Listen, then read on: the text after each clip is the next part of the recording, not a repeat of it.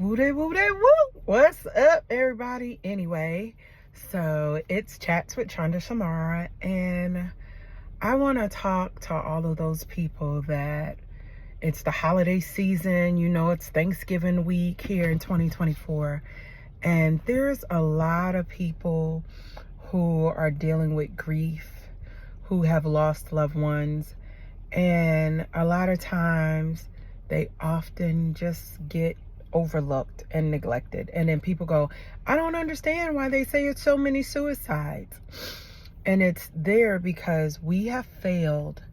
And when I say we, I'm talking about those that are body of Christ, you know, those that are part of just humanity and understanding that we were created for community. Community is so important. And when people do not have community, isolation, you know, the old folks saying is, an idle mind is the devil's workshop. So when people are able to be isolated, almost nothing good comes from isolation. And so I've had a few moments today. Got up, had a doctor's appointment, had to follow up for a test, you know, all of that.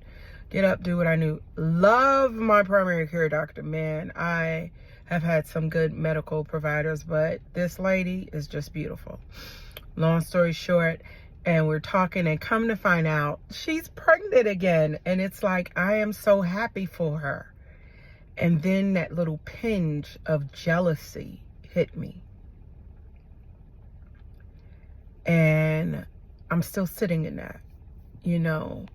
A lot of times people often, you know, wonder what's wrong, what's this, you know, or you just can't have kids. Well, that's not my testimony. There's, I had found a picture years ago that said, you know, there's those, it's not always those that can't or those that didn't want to. It just didn't happen. And I went out, you know, while I'm out doing my run around, stopped at another store. Another lady, she had on this beautiful like teal sweater, and then she had this other dress that had green and all these other colors in it. And I was like, oh my God, those colors look really good on you. And so long story short, we were talking, and she was like, well, I just try to wear things to hide my belly since I've had kids. And I looked at her and I said, you do not need to hide your belly, because there's so many of us women that wish we had one. And I was like, you know, I shared my miscarriages. And so long story short, she was like, oh. And I was like, yeah. And a lot of times we do. It's natural to be self-absorbed in your world, you know, just doing what you do, thinking about your situation, yourself, your family. But I really want to encourage people to take the time to be mindful the next time you're frustrated because you're tired because you're pregnant, or the next time you're frustrated with your husband because he's not doing da. Do realize that somebody wished they had your problems. And I always think about that specifically for those of us that are here in America, how we are so just provided for in this country. And I say this all the time, America's the only country where you could live in poverty and be obese. And lots of times, most people don't even realize how that's an oxymoron. Because if you're in poverty, you shouldn't have enough money to eat. You shouldn't be able to gain weight. But in America, they provide so many things. You know, whether it's food stamps, food pantries, you know, even limited food selection. But in other countries, when you're in poverty, you're living, I think it was years ago, the poverty line was like $1.50 per day. And you can be overweight. That shows abundance. I know even conversations I have with some of my friends from different countries in Africa, they always say, you know, the reason they like bigger women, because bigger women means wealth, because you have to have money in order to eat, to be fat. And so that was just interesting.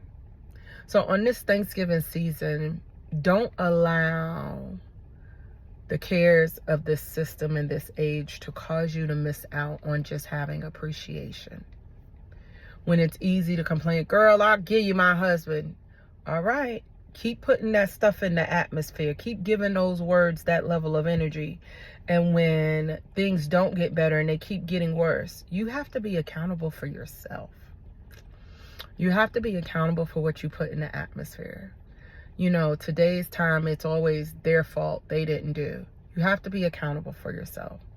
And for those of you that are grieving through, whether it's the first Thanksgiving since the person has passed, or the first Thanksgiving since your divorce, and you're not a family and you're trying to figure out how to navigate the children with his family and your family, you know, be mindful that you are loved and make a conscious decision to reach, not just out, but to reach up and out.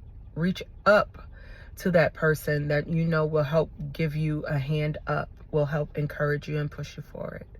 Thank you so much for your time. This is very cathartic for me. I'm really enjoying this vlog and this whole podcast thing.